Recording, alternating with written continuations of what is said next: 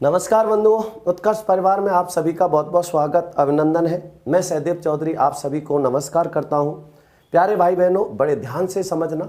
कल तक हम जो चर्चा कर रहे थे वो हम बात कर रहे थे समास पे, और समास में अव्ययी भाव समास और द्विगु समास पर चर्चा कर चुके थे। आज हम जो चर्चा करेंगे वो कर्मधारय समास की चर्चा करेंगे। तो कर्मधारय समास को बड़े ध्यान से समझना और पूर्ण मनोयोग से समझना। क्या होता है कर्मधारय समास, किसे कहते हैं कर्मधारय समास, ध्यान देना और ध्यान से समझना। देखिए, कर्मधारय जो समास होता है बहुत ही महत्वपूर्ण और उपयोगी समास होता है। कर्मधारय समास, कर्मधारय समास में क्या क्या महत्वपूर्ण बातें होती हैं, सभी चर्चा आज हम यहाँ करेंगे। कर्मधारय समास, तो देखिए कर्मधारय समास की विशेषता क्या है। सबसे महत्वपूर्ण जो विशेषता होती है, सभी का स्वागत अभिनंदन है, बहुत बहुत स्वागत अभिनंदन है आपका। देखिए, कर्मधारय समास की सबसे पहली विशेषता तो हमें पता होना चाहिए, इसका कौन सा पद प्रधान होता है, दूसरा पद प्रधान होता है। कर्मधारय समास का कौन सा पद प्रधान होता है, दूसरा पद प्रधान होता है। अब इसमें बहुत सारी बातें आपको ध्यान रखनी है, समझनी है।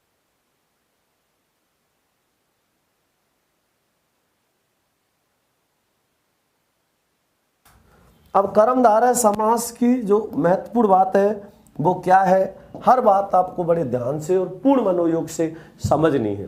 तो देखिए, कर्मधारय समास में विशेषण और विशेष्य अर्थात उपमान और उपमेय के अर्थ का बोध होता है। तो इसमें किसका बोध होता है, विशेषण और विशेष्य, विशेषण और विशेष्य अथवा उपमान और उपमेय के अर्थ का बोध होता है। तो सबसे पहले हम जो चर्चा करेंगे, विशेषण अथवा उपमान क्या होता है, विशेषण अथवा उपमेय क्या होता है, ये बात हमें विशेष ध्यान रखनी है। तो इसको अच्छे से समझना, ध्यान देना। तो विशेषण और विशेष्य अथवा उपमान और उपमेय के अर्थ का बोध होता है। तो सबसे पहले हम बात करेंगे विशेषण अथवा उपमान की। विशेषण अथवा उपमान क्या होता है, विशेषण अथवा उपमान क्या होता है, किसे कहते हैं विशेषण अथवा उपमान, बड़े ध्यान से समझना और पूर्ण ध्यान देना, ठीक है ना। समझिए यहाँ पर। तो देखिए, विशेषण अथवा उपमान क्या है, किसी संज्ञा या सर्वनाम की विशेषता बताने वाले शब्द क्या कहलाते हैं, विशेषण कहलाते हैं। तो जो विशेषता बताई जाए वो विशेषण है और जिसकी विशेषता बताई जाए वो विशेष्य होता है। तो ये बात आपको विशेष ध्यान रखनी है, बहुत ध्यान से समझना है। तो यहाँ देखिए, विशेषण अथवा उपमान। तो विशेषण अथवा उपमान क्या है, किसी संज्ञा या सर्वनाम की, किसी संज्ञा या सर्वनाम की विशेषता बताने वाले शब्द, किसी संज्ञा या सर्वनाम की विशेषता बताने वाले शब्द विशेषण कहलाते हैं, विशेषण कहलाते हैं। तो जिसके द्वारा किसी संज्ञा या सर्वनाम की क्या बताई जाए, विशेषता बताई जाए, उन्हें क्या कहते हैं, विशेषण कहते हैं। और विशेषण को ही क्या कहा जाता है, विशेषण को ही उपमान कहा जाता है। तो विशेषण को ही, विशेषण को ही उपमान भी कहते हैं, विशेषण को ही, विशेषण को ही उपमान भी कहते हैं। अब देखो क्या है इसमें विशेषण, क्या होता है इसमें विशेष, ये बात आपको बहुत ध्यान से समझनी है। हाँ बिल्कुल बिल्कुल लक्ष्मीकांत शर्मा जी, महापुरुष महान है जो पुरुष, बिल्कुल विशेषण और विशेष हो गया। हाँ बिल्कुल। सर जी एक दिन में एक समास पढ़ाएंगे क्या, थोड़ा तेज पढ़ाइए, लव निषाद जी, जल्दबाजी किस चीज की है? ध्यान से समझो, पूर्ण मनोयोग से समझो। सर उपमान क्या है? उपमान जिसको मान लेते हैं, उपमेय जो उपस्थित होता है। बिल्कुल पूरी बात करेंगे, ठीक है ना? ठीक है ना? ध्यान से समझो, ध्यान देना। यहां पर उपमान कोई विशेषण कहते हैं। उपमान क्या होता है, उपमेय क्या होता है, विशेषण क्या होता है, विशेष्य क्या होता है, ये सारी बातें यहां पर हम करेंगे, बिल्कुल भी नहीं घबराएं, ठीक है ना? हाँ, अब देखो विशेषण को ही उपमान भी कहते हैं। अब कैसे? जैसे मैंने यहां पर लिखा, जैसे नील गगन, मैंने एक शब्द लिखा नील गगन। अब देखो जिसकी विशेषता बताई जाए वो विशेष है, जो विशेषता बताई जाए वो विशेषण है। अब इस गगन की विशेषता क्या बताई जा रही है? नील। अब ये नील क्या होगा? विशेषण होगा। नील क्या होगा? विशेषण होगा, क्योंकि जिसकी विशेषता बताई जाए वो विशेष, और जो बताई जाए, तो गगन की क्या विशेषता बताई जा रही है? नील। इसलिए नील क्या है? विशेषण है। गगन क्या है? संज्ञा है, ठीक है ना? विशेष ध्यान रखना इसमें। हाँ बिल्कुल, आगे समझिए। मैंने यहां लिखा, ध्यान देना इसमें, मैंने यहां पर लिखा हरी मिर्च। अब विशेषता किसकी बताई जा रही है? मिर्च की बताई जा रही है। क्या विशेषता बताई जा रही है? हरी। तो जिसकी विशेषता बताई जाए, जिसकी विशेषता बताई जाए और जो बताई जाए, तो विशेषता किसकी बताई जा रही है? मिर्च की। क्या बताई जा रही है? हरी। अब ये हरी क्या होगा? यहां विशेषण होगा। हरी क्या होगा? विशेषण होगा। और मिर्च क्या है? यहां विशेष्य है। तो जिसकी विशेषता बताई जाए वो विशेष है, जो बताई जाए वो विशेषण है। तो मिर्च की विशेषता हरी है, गगन की नील है। अब इस विशेषण को ही क्या कहते हैं? उपमान कहते हैं, जिसे हम मान लेते हैं। तो ये भी आपको विषय ध्यान रखना है, ठीक है ना? ये भी आपको विषय ध्यान रखना है। बहुत बहुत धन्यवाद राकेश बीकानेर, ध्यान दो। हाँ बिल्कुल ध्यान दीजिए। हाँ बिल्कुल शारदा मीणा जी, विशेषण और उपमान एक जैसे नहीं होते। विशेषण और उपमान एक ही होते हैं, एक जैसे नहीं, एक ही होते हैं। इसका भी आपको बिल्कुल ध्यान रखना है। हरा धनिया इसी में आएगा, बिल्कुल सही है। अब बात करेंगे विशेष्य की। विशेषण के बाद में बात किसकी करेंगे? विशेष्य की। अब विशेष्य क्या होता है? जो उपस्थित होता है, जो उपस्थित होता है वो विशेष्य, जिसे मान लेते हैं वो विशेषण है। अब विशेष्य को ही उपमेय भी कहते हैं। इस विशेष्य को ही क्या कहते हैं? उपमेय भी कहते हैं। विशेष्य क्या कहलाता है? उपमेय कहलाता है। तो इसमें समझिए, विशेष्य उपमेय क्या है? किसी या विशेषण अथवा उपमान के द्वारा, विशेषण अथवा उपमान के द्वारा जिसकी विशेषता बताई जाती है।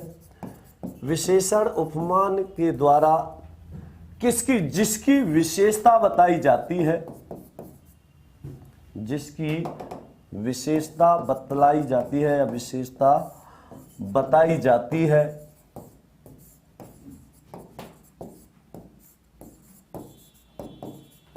उसे विशेष्य कहते हैं। विशेषण अथवा उपमान के द्वारा जिसकी विशेषता बताई जाती है उसे विशेष्य अथवा उपमान कहते हैं। तो विशेष्य कहते हैं। विशेष्य को ही उपमेय भी कहते हैं। विशेष्य को ही उपमेय भी कहते हैं। तो जिसे मान लेते हैं उपमान है, और जो उपस्थित होता है वो उपमेय होता है। तो ये बात भी बहुत महत्वपूर्ण है, अच्छे से समझना। हाँ बिल्कुल, देखिए जय श्री कृष्णा, ध्यान दीजिए। अब मैंने यहां पर लिखा जैसे, जैसे काली गाय। मैंने लिखा काली गाय। अब विशेषता किसकी बताई जा रही है? गाय की। क्या बताई जा रही है? काली। तो काली तो यहां क्या होगा? विशेषण। जिसकी विशेषता बताई जाए वो विशेष है, और जो बताई जाए वो विशेषण है। विशेषता किसकी बताई जा रही है? गाय की। क्या बताई जा रही है? काली। तो काली विशेषण हो गया और गाय विशेष हो गई, क्योंकि जो उपस्थित होता है वो विशेष है, जिसे मान लेते हैं वो उपमान होता है। ठीक है ना? तो ये भी आपको विषय ध्यान रखना है। ठीक है ना? अच्छे से समझिए। तो ये बात समझ में आया, काली गाय। और देखो, ईमानदार आदमी। अब विशेषता किसकी बताई जा रही है? आदमी की। क्या बताई जा रही है? ईमानदार। तो ईमानदार क्या है? यहां विशेषण है। ईमानदार क्या होगा? विशेषण। आदमी क्या है? विशेष। अब उसको मान लिया है इसलिए विशेषण है। विशेषण को उपमान कहते हैं। बिल्कुल, मृगनैनी भी इसी में आएगा, बिल्कुल ध्यान रखना। मृगनैनी, मृग के नैनों के समान नैनों वाली मृगनैनी होता है। ठीक है ना? हाँ बिल्कुल। सर उपमान का विशेष क्या होगा? उपमान का विशेष काली गाय। उपमान में काली है, इसका विशेष गाय है। ईमानदार का विशेष आदमी है। ठीक है ना? बिल्कुल ध्यान रखना है। तो ये भी आपको अच्छे से पता होना चाहिए, विषय ध्यान रखना है। ठीक है ना? ध्यान दीजिए। देखिए, तो ये बात आपको समझ आ गई। अभी हमने सिर्फ क्या बात करी है? तुषार धवल भी बात करेंगे प्रियंका जी। तुषार धवल बिल्कुल इसी में आएगा। जब पूछ लिया तो मैं बता भी देता हूं आपको। तुषार धवल। अब देखो, तुषार किसको कहते हैं? कहते नहीं कौन से तुझ पर तुषार पड़ गए, बर्फ। तुषार किसको? बर्फ पर। बिल्कुल, सफेद भैंस भी होती है, भूरी भैंस कहते हैं जिसको। हाँ बिल्कुल, ध्यान देना और ध्यान से समझना। देखिए, तुषार धवल। अब यहां पर धवल है सफेद और तुषार है विशेष, उपस्थित है, मान लिया है। अब यहां किसकी विशेषता बताई जा रही है? बर्फ की। क्या बताई जा रही है? सफेद। ये उल्टा कर दिया, विशेषण बाद में और विशेष पहले दे दिया। ठीक है ना? ध्यान दीजिए यहां पर।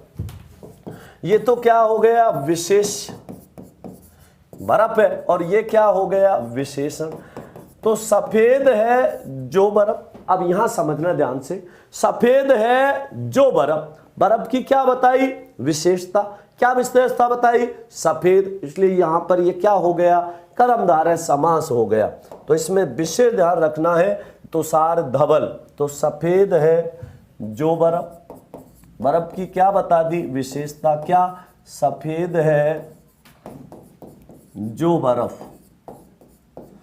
तो बर्फ विशेष है और सफेद उसकी क्या है? विशेषता है। जहां भी ऐसा है तो ध्यान रखना, वो क्या होगा? कर्मधारय समास होगा। हाँ, बहुत बहुत धन्यवाद। बिल्कुल ऐसा ही महसूस होना चाहिए। पढ़ो, पूरे मनोयोग से पढ़ो। ठीक है ना?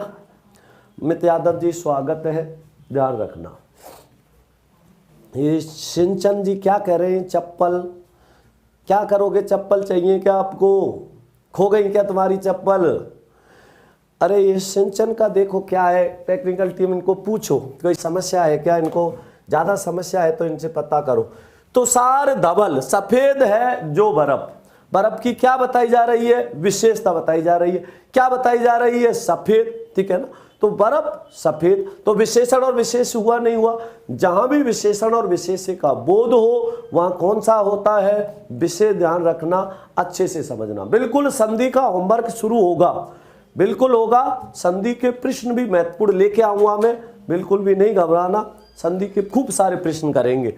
अब देखो आगे, यहां मैं लिख रहा हूं, जैसे मैंने यहां पर एक शब्द लिखा तो यहां पर ये तो समझ आ गया होगा। अब मैं और भी खूब सारे उदाहरण लिख रहा हूं। बिल्कुल ये कि हम जी हंसेंगे, खूब हंसेंगे, मस्ती में पढ़ेंगे भी और हंसेंगे भी। हाँ बिल्कुल, आगे ध्यान दीजिए। अब मैं यहां पर कुछ उदाहरण लिख रहा हूं, जैसे मैंने लिखा चंद्रमुखी। बहुत अच्छे से समझना, ध्यान देना, क्योंकि ये चीज रटने की नहीं समझने की होती है। चंद्रमुखी। अब यहां उपस्थित कौन है? यहां पर उपस्थित कौन है? विषय ध्यान से रखना। कोई बात नहीं, असामाजिक तत्व एक दो आ जाते हैं, उसको ब्लॉक कर दिया गया। आप पूरा ध्यान पढ़ने पे दीजिए, ठीक है ना, बिल्कुल। छोड़ो कोई बात नहीं, गया उसके पर ध्यान ना देके आप पूरा ध्यान यहाँ पढ़ने पे दीजिए, ठीक है ना। देखिए अब देखो यहाँ चंद्रमुखी, अब यहाँ उपस्थित चंद्रमा है या मुख है? उपस्थित क्या है? मुख है। उसे मान क्या लिया? चंद्रमा।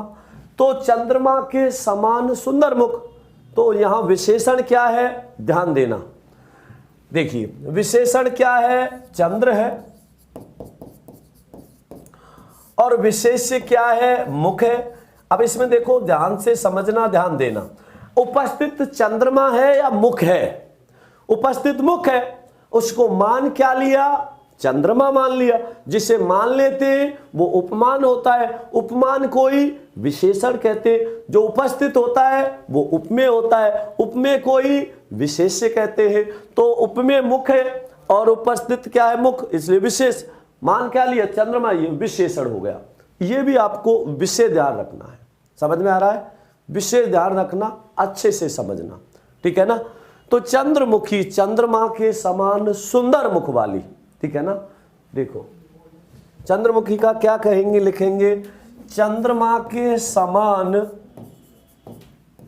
चंद्रमा के समान सुंदर मुख वाली, चंद्रमा के समान सुंदर मुख वाली कौन है? चंद्रमुखी है। तो विशेषण और विशेष्य हुआ नहीं हुआ? जहां भी विशेषण और विशेष्य का बोध हो वहां कौन सा होता है?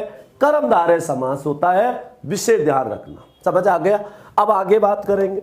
मैंने यहां पर लिखा मृगनयनी, बहुत अच्छे से समझना, ये मृगनयनी बहुत ही महत्वपूर्ण है। अब देखो उपस्थित कौन है? नयन है, उसको मान क्या लिया? मृग मान लिया। पुच्छल तारे में भी कर्मधारय है, पूछ है जिस तारे की, तारे की विशेषता बताई जा रही है। कैसा है वो?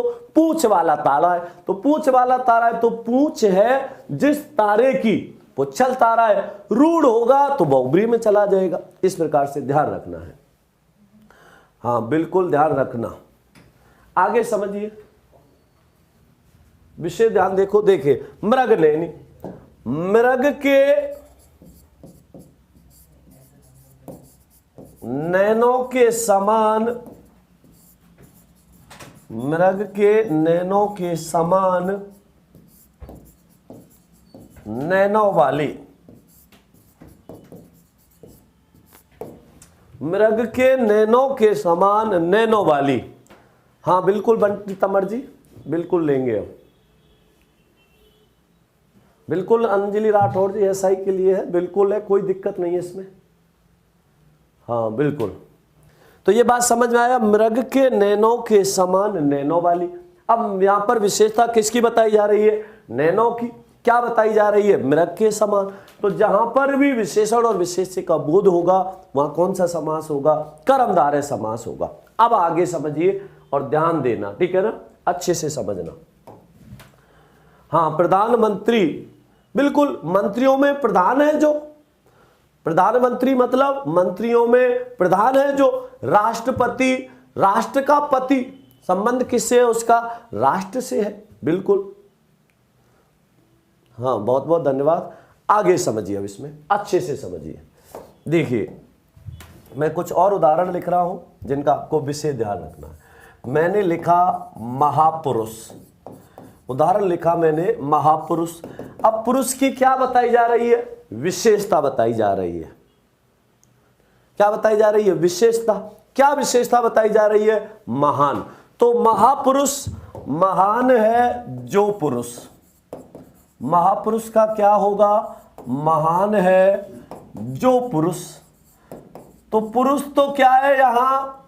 विशेष है, और महान उसकी क्या है? विशेषता है। तो विशेषण और विशेष्य का बोध हो रहा है, नहीं हो रहा? और विशेषण और विशेष्य का बोध होने के कारण कौन सा समास होगा? विशेष ध्यान रखना, इसमें कर्मधारय समास होगा, ठीक है। ध्यान रखना, अच्छे से समझ लेना। आ गया समझ में? हाँ बिल्कुल। आगे समझिए महापुरुष। और लिखिए इसमें, जैसे कापुरुष, मैंने लिख दिया कापुरुष। अब कापुरुष का जब समास विग्रह करेंगे तो क्या होगा, कायर है जो पुरुष। कापुरुष का क्या होगा, कायर है जो पुरुष। तो पुरुष क्या है, विशेष है, और कायर क्या है, उसकी विशेषता है। और जहां भी विशेषण और विशेष का बोध हो वहां कौन सा समास होता है, कर्मधारय समास होता है। ठीक है ना, हाँ बिल्कुल। तो महापुरुष, कापुरुष, और लिखिए इसमें मैंने यहां पर लिखा महर्षि, एक शब्द लिखा मैंने महर्षि। अब महर्षि का क्या होगा, महान है जो ऋषि। महर्षि का समास विग्रह करेंगे तो क्या होगा, महान है जो ऋषि। अब यह विशेषता किसकी बता दी, ऋषि की। क्या बता दी, महान। तो विशेषण और विशेष हुआ नहीं हुआ। पीताम्बर में बहुब्री समास है, ठीक है ना, पीताम्बर में बहुब्री समास है। अगर पूछ रहा है सीधा, वाक्य में प्रयोग करने से अलग रूप बनता है, इसका अलग बन के आता है। ठीक है ना, बिल्कुल। आगे समझिए, इसके बाद महर्षि मैंने लिख दिया देवर्षि। अब देवर्षि का समास विग्रह करेंगे तो देवर्षि का क्या होगा, इसका विषय ध्यान रखना। सुनो सर जी, राजस्थान शब्द रूप की क्लास नहीं मिल रही, बाकी तो मिल गई। जब वो मिल गई तो ये भी मिल जाएगी, बिल्कुल भी नहीं घबराएं। अच्छा, मिष्टी जी कह रही हैं कि सर शनिवार को टेस्ट ले लिया करूं। चलो विचार करते हैं इस पे भी जरूर। लंबोदर तो लक्ष्मी बौद्ध जी बहुब्री में जाएगा, लंबा है उदर जिसका, अर्थात गणेश। हाँ बिल्कुल। अब देखिए देवर्षि। अब देवर्षि का क्या होगा, यहां पर एक ही व्यक्ति की दो बातें बताई हैं, दो विशेषताएं, कि वो क्या है, देवता भी है और वो ऋषि भी है। तो इसका कैसे होगा, विषय ध्यान रखना। देखिए आपको भी नमो नमे। देखिए आगे, देव है जो ऋषि है। अब यहां पर एक ही व्यक्ति के बारे में दो बात कही जा रही हैं। इसी से मिलता जुलता एक बहुत अच्छा है कर्मधारय। अरे कर्मधारय पीताम्बर में कर्मधारय नहीं, बहुब्री होता है। पीले हैं वस्त्र जिसके, अर्थात भगवान श्री कृष्ण या विष्णु। ठीक है ना, रूढ़ होके बहुब्री होता है। जब ऐसे कह देता हुआ है, राम नाम का पीताम्बर तन पर डाले खड़ा था, पीताम्बर रेखांकित करता, तब इसमें कर्मधारय होता। ठीक है ना, हाँ बिल्कुल। आगे देखिए देवर्षि। अब इसी प्रकार एक उदाहरण मैंने लिखा राजर्षि।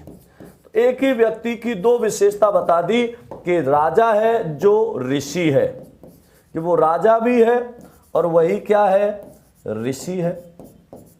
राजा है जो ऋषि है, क्या हो जाएगा, राजर्षि हो जाएगा। राजा है जो ऋषि है, इसका भी विषय ध्यान रखना। हाँ देखिए, तो ये भी समझ में आ गया। तो महान है जो पुरुष, कायर है जो पुरुष, महान है जो ऋषि, देव है जो ऋषि, राजा है जो ऋषि। अब इसके बाद में और समझिए इसमें, ठीक है ना। प्रतिदिन क्या कह रहे हैं, पूछना चाहे। मीनाक्षी, मीनाक्षी, मीनाक्षी का मतलब क्या है, मीन कहते मछली के जैसे, अक्षी माने आंखों वाली। तो उसकी विशेषता बता दी, कैसी है वो, मछली जैसी आंखों वाली है। तो देखिए मीनाक्षी, मीन किसको कहते हैं, मछली को। तो मछली जैसे आंखों वाली, मछली के जैसे, मछली की आंखों जैसी, मछली की आंखों जैसी सुंदर आंखों वाली,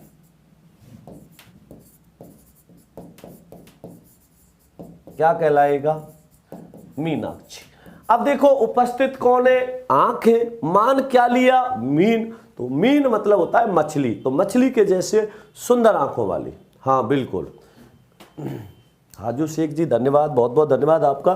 तो ये किसका बोध करा रहे, विशेषण और विशेष्य का बोध करा रहे। और भी खूब उदाहरण लिखेंगे इसमें, जैसे मैंने, अब देखो आपने एक आपने उदाहरण पढ़ा था जिसमें मैंने आपको बताया था कि इसमें उपसर्ग युक्त पद भी आते हैं, वो था कौन सा, अव्ययी भाव। उपसर्ग युक्त पद आ रहे हो, विशेषण और विशेष्य का बोध हो रहा हो, तो वहां कर्मधारय समास होगा। इसके कुछ उदाहरण हम यहां लिखते हैं, जैसे मैंने लिख दिया कुकर्म। अब कर्म की क्या बताई जा रही है, विशेषता बताई जा रही है। क्या विशेषता बताई जा रही है, कैसा है वो कर्म, कुत्सित है। कुकर्म का मतलब क्या होता है, कु का मतलब है कुत्सित, और कुत्सित किसको कहते हैं, बुरे को कहते हैं। तो कुत्सित माने होता है बुरा, कुत्सित है जो कर्म, कुत्सित है जो कर्म क्या कहलाएगा, हाँ एकांकी में कौन सा, एकांकी में एक अंक का नाटक। एकांकी क्या है, एक अंक का नाटक होता है, तो इसमें द्विगु समास होता है। बोला देशवाल, इसमें द्विगु ही होगा, एक अंक, एक ही अंक का मतलब वहां पर दृश्य का बोध हो रहा है, इस वजह से, ठीक है ना। हाँ ध्यान दीजिए आगे। तो कर्म की क्या बता दी, विशेषता कैसा है, वो कुत्सित बुरा है। इसी प्रकार मैंने यहां पर लिखा सुशासन। अब शासन की क्या बताई जा रही है, विशेषता बताई जा रही है। सु का मतलब क्या होता है, सुष्ठु। सुष्ठु किसको कहते हैं, अच्छा। सुष्ठु किसको कहते हैं, अच्छा है जो शासन, क्या हो गया, सुशासन हो गया। तो विशेषण और विशेष्य का बोध हो रहा है, नहीं हो रहा, ये भी आपको विशेष ध्यान रखना है, ये भी आपको अच्छे से पता होना चाहिए, विशेष ध्यान रखना, ठीक है ना। प्रतिदिन में, प्रतिदिन मतलब हर दिन होता है। अब हर दिन का मतलब प्रतिदिन का प्रतिदिनों तो होता नहीं है, अव्यय का बोध कराए, जाहिर सी बात है अव्ययी भाव समास होगा प्रतिदिन में, बिल्कुल। वीर पुरुष, पुरुष की क्या बताई जा रही है, विशेषता बताई जा रही है। कैसा है वो, वीर है, तो क्या लिखेंगे, वीर है जो पुरुष, वीर है जो पुरुष। इसलिए यहां पर विशेषण और विशेष हो गया, पुरुष विशेष है और वीर उसकी क्या है, विशेषता है। तो ये भी आपको विशेष ध्यान रखना है। सुनीता पुरी जी, पेपर कभी भी हो, आप तो पूरी तैयारी में जुट जाओ, एग्जाम कभी भी हो सकता है, उससे कोई फर्क नहीं पड़ रहा, आपकी तो तैयारी मजबूत होनी चाहिए। योद्धा जो होते हैं, आप देखते हो ना, जैसे हमारे फौजी भाई होते हैं, तो वो ऐसे सोचते हैं क्या कि अभी युद्ध हो नहीं रहा, जब होगा जब देखेंगे। वो तो हमेशा तैनात रहते नहीं रहते, कभी भी युद्ध हो जा हमेशा तत्पर रहते। वैसे ही आपको भी इसी प्रकार से समझना है, ठीक है ना, ध्यान रखना, अच्छे से समझना। सर आपकी क्लास 8 का रिवीजन कब शुरू होगा? महेंद्र कुमार जी क्या कहना चाह रहे हो, मैं समझ नहीं पाया। सोनू पावर जी, लाल काला, लाल लाल काला काला, इन सब में भी कर्मधारय होगा, क्योंकि विशेषण विशेषण की पुनरावृत्ति होने पर भी कर्मधारय समास होता है, उसमें भी कर्मधारय समास भी होगा। ये भी आपको विशेष ध्यान रखना है, ठीक है ना। हाँ, वीर पुरुष। आगे लिखिए, इसमें मैं कुछ और उदाहरण लिख रहा हूं, जैसे मैंने यहां पर लिखा उड़न तस्तरी। अब तस्तरी की क्या बताई जा रही है, विशेषता। क्या विशेषता बताई जा रही है, वो कैसी है, उड़ती है। तो उड़ती है जो तस्तरी, उड़ती है जो तस्तरी। तो तस्तरी की विशेषता हो गई, नहीं हो गई, लाल है जो मणि, लाल मणि हो जाएगा। लाल मणि, लाल है जो मणि, बिल्कुल होगा, हाँ बिल्कुल। तो ध्यान रखो, आपको भी हमेशा तत्पर रहना है, एग्जाम कभी भी हो आप तो बिल्कुल तैयार रहो, तत्पर रहो, विषय ध्यान रखना, अच्छे से समझने दो, ठीक है। आगे समझिए। हाँ राधे श्याम, हाँ बिल्कुल, हाँ द्वंद्व कहां तक पाला जाए, युद्ध कहां तक टाला जाए, बिल्कुल है राणा का वंश तू फेंक बहाला जहां तक जाए, बिल्कुल सही बात है। हाँ ध्यान दो। अब उड़न तस्तरी, इसी प्रकार उड़न खटोला। उड़न खटोला, खटोले की क्या बताई जा रही है, विशेषता बताई जा रही है। क्या विशेषता बताई जा रही है, कैसा है वो, उड़ने वाला है, तो उड़ता है जो खटोला। और जहां भी विशेषण और विशेष्य का बोध होता है वहां कौन सा समास होता है, वहां कर्मधारय समास होता है। खटोले की विशेषता बता दी कि वो कैसा है, उड़ने वाला है। इस प्रकार से आपको ध्यान रखना है। मृग नैनी बता तो दे दिए, मृग के नैनों के समान नैनो वाली होता, बिल्कुल इसी में आएगा, ध्यान रखना इसका। आगे समझिए, तो ये क्या बताई जा रही है विशेषता, कुकर्म है, सुशासन है, वीर पुरुष है, उड़न तस्तरी है, उड़न खटोला है, ये सब किस में आएंगे, इसी में आएंगे। इसका भी आपको विशेष ध्यान रखना है, बिल्कुल ध्यान दो, ठीक है। आगे समझिए, आगे ध्यान दो। अब देखो कुछ शब्द ऐसे हैं जिनमें विशेषण विशेषण की पुनरावृत्ति हो जाती है, ठीक है ना। हाँ बिल्कुल, विशेषण विशेषण की जहां पुनरावृत्ति हो जाती है वहां भी कर्मधारय समास ही होता है। ये भी विशेष ध्यान रखना, अच्छे से समझना और इसका ध्यान रखना। जैसे मैंने लिखा लाल लाल, अब लाल क्या है, विशेषण है। दूसरा लाल भी क्या है, विशेषण है। जब विशेषण विशेषण की पुनरावृत्ति हो रही है तो जाहिर सी बात है यहाँ कौन सा समास होगा, यहाँ समास होगा कर्मधारय, क्योंकि संज्ञा संज्ञा की पुनरावृत्ति हुई तो अव्यय भाव समास था। जब विशेषण विशेषण की पुनरावृत्ति होगी तो कौन सा समास होगा, कर्मधारय होगा। खटोला क्या, राजपाल विचारनिया जी, खटोला होता है खाट का छोटा रूप, खाट बड़ी होती है, खटोला छोटा होता है, ठीक है ना। हाँ बिल्कुल, लौ पुरुष लौ के समान पुरुष है। अब इसमें आकांक्षा जी पुरुष है जो नहीं लगा सकते, क्योंकि पीछे है जो लगते ही बहुब्री का बोध हो जाता है।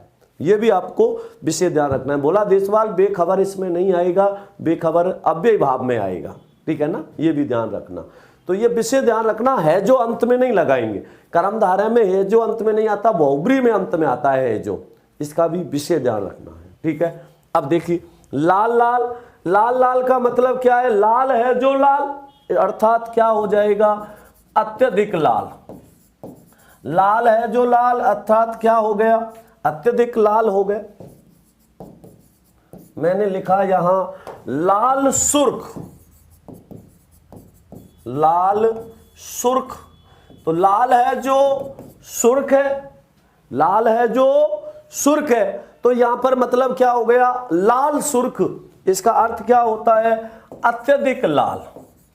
अब लाल की भी क्या बता दी, विशेषता बता दी, कितना लाल, अत्यधिक लाल, इसलिए ये क्या हो गया, विशेषण और विशेष हो गया। हाँ ये भी विशेष ध्यान रखना। कमल नयन, कमल के समान नयन होगा नहीं होगा, बिल्कुल इसी में आएगा कमल नयन भी, बिल्कुल ये भी ध्यान रखना। आगे देखिए लाल सुर्ख अत्यंत लाल या अत्यधिक लाल हो जाएगा। अब इसी प्रकार मैंने यहां पर लिखा हरा कच्छ, कहते नहीं बिल्कुल हरा कच्छ है, बिल्कुल हरा कच्छ है। तो हरा कच्छ इसका मतलब क्या है, किसका बोध कराएगा, महाकाल बहुब्री में चला जाएगा, बिल्कुल हाँ बिल्कुल। देखिए हरा कच्छ, हरा कच्छ का मतलब हरा है जो, कच्छ है जो, अर्थात किस में चला गया, अत्यधिक हरा में। इसको किस में रखेंगे, अत्यधिक हरा में रखेंगे, हरा कच्छ अत्यधिक हरा। इसी प्रकार मैंने लिखा पीला जर्द, कहते नहीं कि कई बार बच्चा पीला जर्द पड़ गया। अब जर्द फारसी भाषा का शब्द है, तो पीला है जो जर्द है। अब जर्द का मतलब क्या है, पीला ही होता है, पीला है जो जर्द है, पीला है। यह भी विशेष ध्यान रखना है। स्वागत अभिनंदन है मनीष तिवारी जी, बहुत बहुत स्वागत अभिनंदन है आपका। और समझिए इसमें बिल्कुल नीलकंठ, नीला है कंठ जिसका, बहुब्री में चला गया भगवान शिव के लिए, और नीला है जिसका कंठ, तो नीला है जो कंठ। अब ये कर्मधारय हो गया क्योंकि यहां विशेषता बता रहा है। स्वागत अभिनंदन है आपको मेरी तरफ से, उत्कर्ष परिवार की तरफ से, संपूर्ण भारतवर्ष की तरफ से मेरे फौजी भाइयों को बहुत बहुत स्वागत, बहुत बहुत धन्यवाद, जो आपकी वजह से हम यहाँ सुरक्षित बैठे हुए हैं, ठीक है ना, बिल्कुल। आगे देखिए, अब इसी प्रकार मैंने लिखा सफेद फक कहते नहीं बिल्कुल, उसका कुर्ता ऐसा था सफेद फक। अब सफेद फक का मतलब सफेद है जो फक है, इसका मतलब अत्यधिक सफेद हो जाएगा।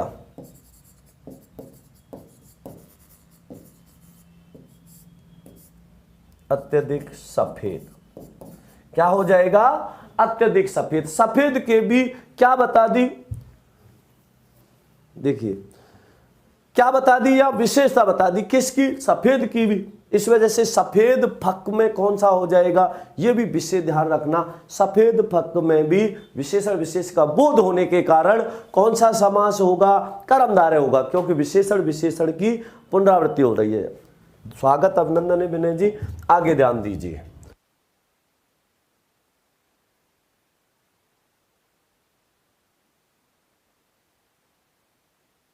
सफेद फक, इसी प्रकार लाल सुर्ख, हरा कच, पीला जर्द, आगे ध्यान दो और ध्यान से समझो।